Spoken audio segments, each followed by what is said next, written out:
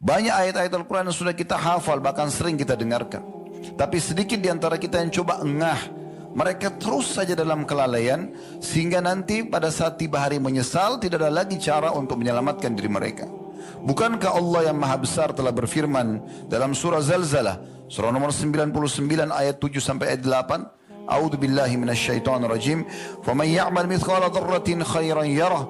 Siapa yang berbuat seperti biji sawi dari kebaikan selama di dunia, pasti dia akan lihat hasilnya nanti di akhirat, balasannya. "Wa may ya'mal mithqala dzarratin syarran yarah."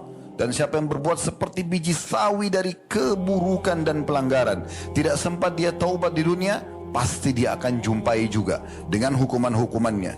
Juga Allah subhanahu wa ta'ala mengingatkan dalam surah Al-Asr, surah nomor 103 yang juga di luar kepala. Saya sengaja memilih ayat-ayat ini karena memang umumnya kita menghafalnya, tapi banyak orang yang tidak memenuhi dan mentadabburi maknanya.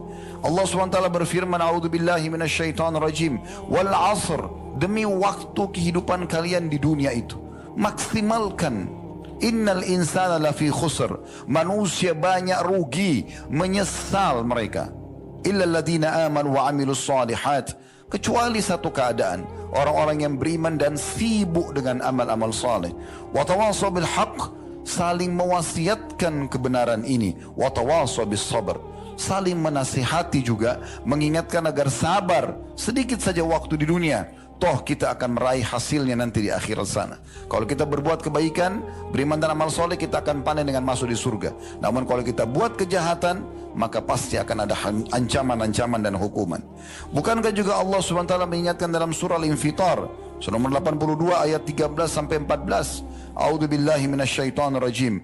Innal abrara lafi na'im. Semua yang abrar, orang-orang yang patuh, selalu mengerjakan apa yang Allah perintahkan, wajib dan sunnah, dan menikmati yang halal, dan meninggalkan semua larangan haram ataupun makruh, mereka pasti di kenikmatan-kenikmatan surga nanti.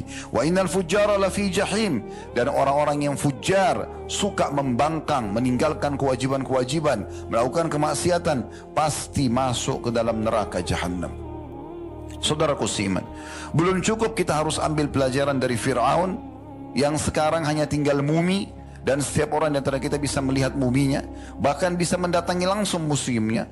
Bukankah piramidanya yang dia banggakan di masa dia dan sekarang menjadi 7 keajaiban dunia, itu juga hanya bisa menjadi museum?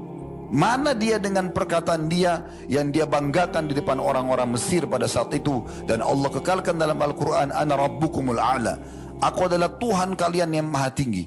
Apakah masih ada yang bisa mendengarkan ucapan dia? Mana dia sekarang? Kemudian